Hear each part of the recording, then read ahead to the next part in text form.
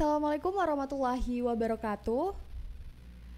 Halo teman-teman semua, kembali lagi bersama saya Mutiara Syifa di Himara Podcast. Nah, pagi ini kita kedatangan tamu yang sangat luar biasa. Ini adalah kesempatan yang luar biasa kami dapat kehadiran Letnan Kolonel CZI Ardianta Purwandana. Iya, Pak. Izin. Mungkin Bapak bisa menjelaskan dulu mengenai biografinya. Nggih. Ya, nama saya Letnan Kolonel Kopsni Ardianta Purwandana, lengkapnya titelnya Sarjana Hubungan Internasional Magister Pertahanan. Asal saya dari Pati. Saya lahir 28 Maret 1980, mempunyai anak 2, tinggal di Kebumen. Nah, pertama saya ditugaskan di Kalimantan Barat. Setelah di Kalimantan Barat pindah ke Kodam 4 Jawa Tengah di Sidam. Setelah itu kami pindah ke Jakarta jadi kepala IT, kepala informasi pengolahan data. Terus ditugaskan menjadi komandan Satgas Pasukan Perdamaian Kisi Monusco 20R di Kongo tahun 2021 dan 2022. Setelah itu menjabat menjadi komandan Kodim Kebumen. Itu Mbak perkenalan singkat saya. Oh ya.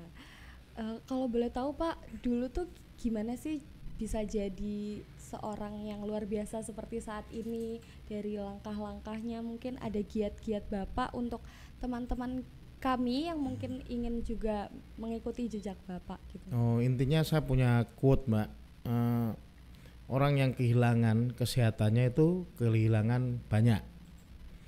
Orang yang kehilangan teman kehilangan lebih banyak. Tetapi kalau kehilangan semangat itu kehilangan segala-galanya. Kita harus tahu diri kita sendiri, potensi kita, kekurangan kita, kelemahan kita, kemampuan kita, dan kita harus berusaha untuk mengejar sesuatu yang luar biasa. Do the best and God will do the rest.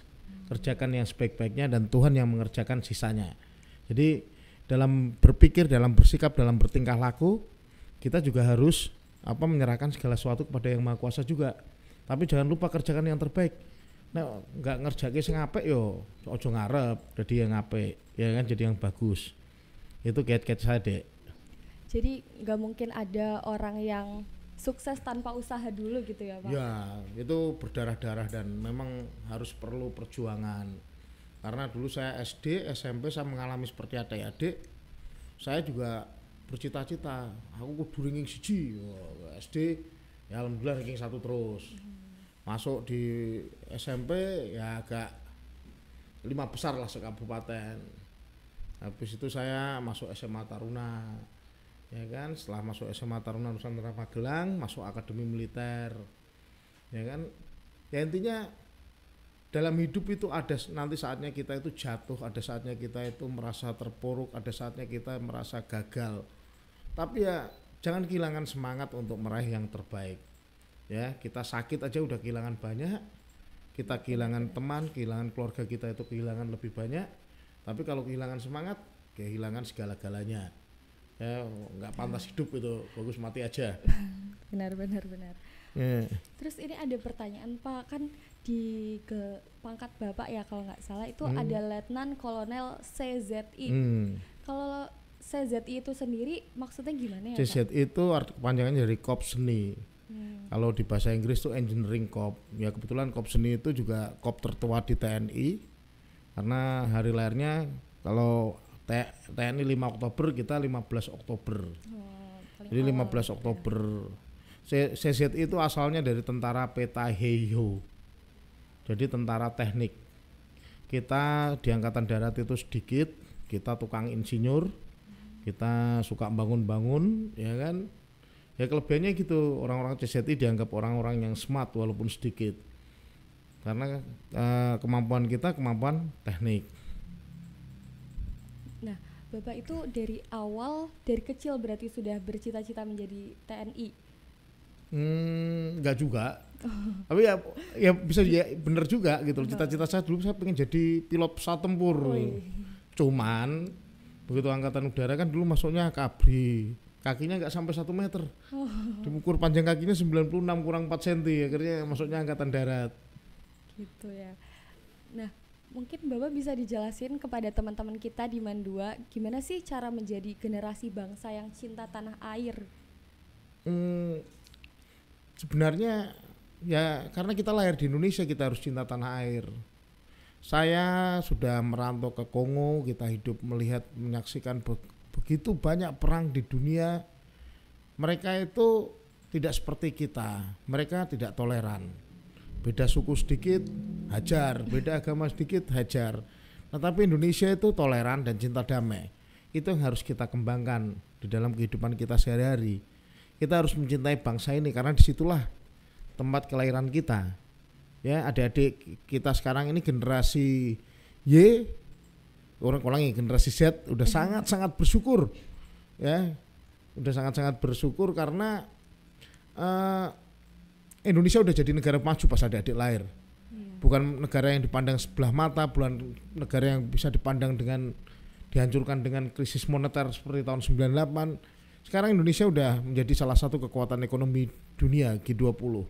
Dan waktu saya kecil itu belum terjadi.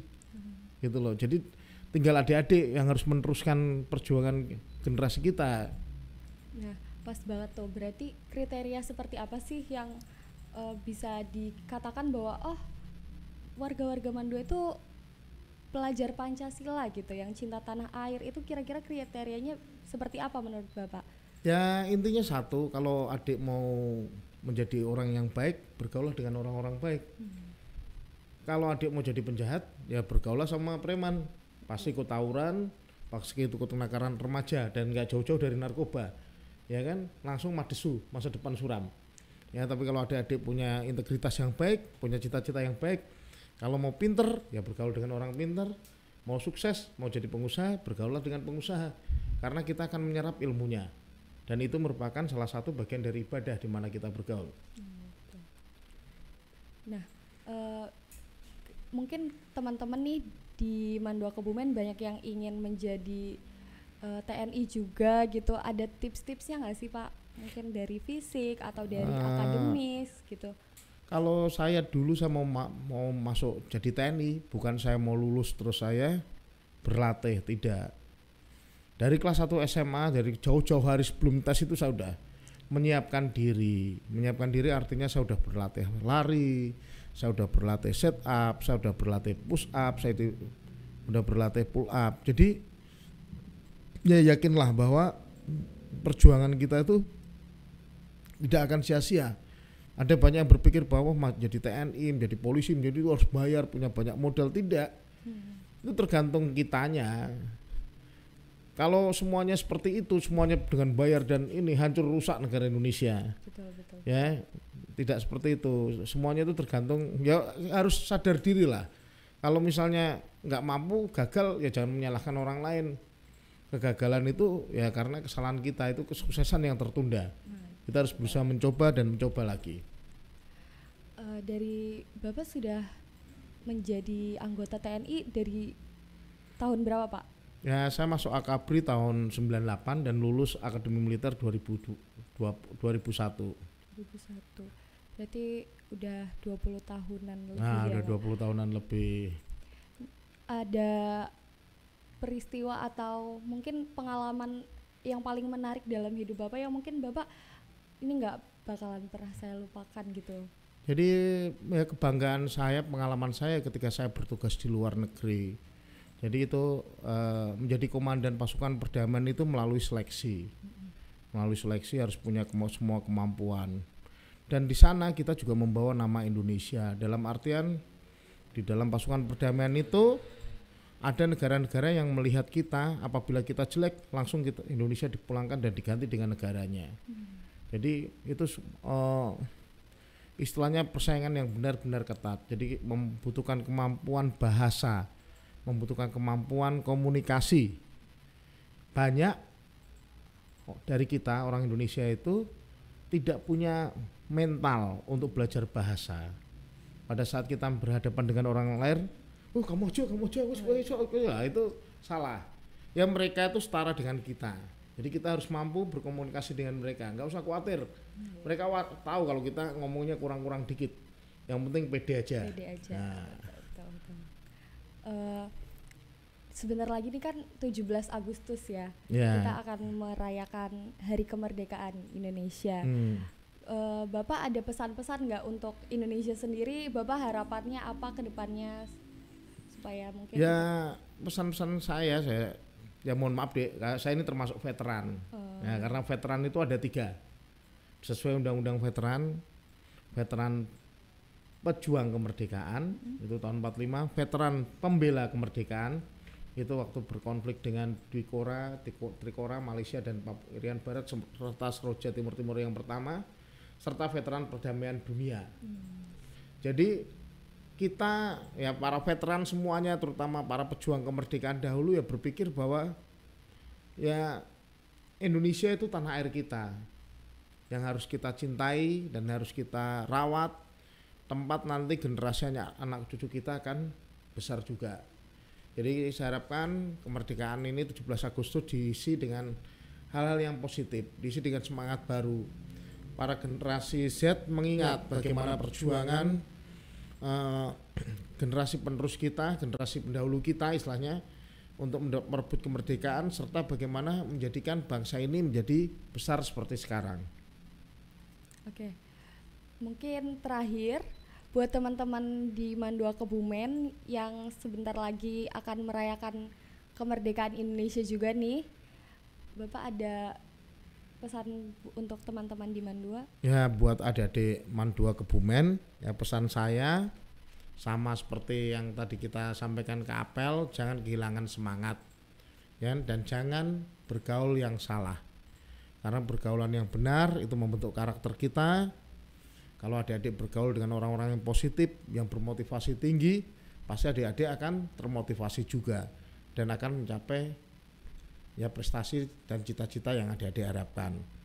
Tapi kalau saat ini adik-adik berusaha untuk bergaul dengan orang-orang yang salah atau sudah bergaul dengan orang-orang yang salah, ya tolong mundur pelan-pelan, ya jangan diteruskan.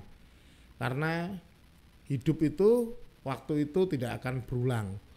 Masa mudamu itu sungguh berharga dan harapanmu tidak akan hilang. Ya, kita anak-anak muda harus punya harga diri, harus punya cita-cita dan masa depan yang baik. Itu mulainya dari saat anak kita SMA. Terima kasih.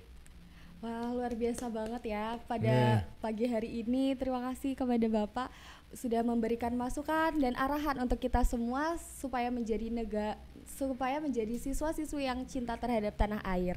Begitu. Kalau begitu terima kasih banyak atas terima kasih. Suatu kehormatan bisa menghadirkan Bapak di pagi hari ini. Dan buat teman-teman semua, sekian dulu episode podcast yang sangat luar biasa pada hari ini. Jangan lupa di-share, like, dan komen sebanyak-banyaknya. Dan kira-kira siapa lagi ya yang akan kita undang? Nanti kalau ada, saya punya YouTube juga. Oh iya. Ya ketik Dandim Kebumen. Ada gambarnya Garuda di situ. Yaitu cerita-cerita video saya waktu di Kongo, waktu di Kebumen gitu. Wow. Itu bisa di subscribe juga ya Pak ya? Ya bisa di subscribe juga. Ya, kalau gitu sekian dari saya. Wassalamualaikum warahmatullahi wabarakatuh. Boleh. Terima kasih banyak Pak.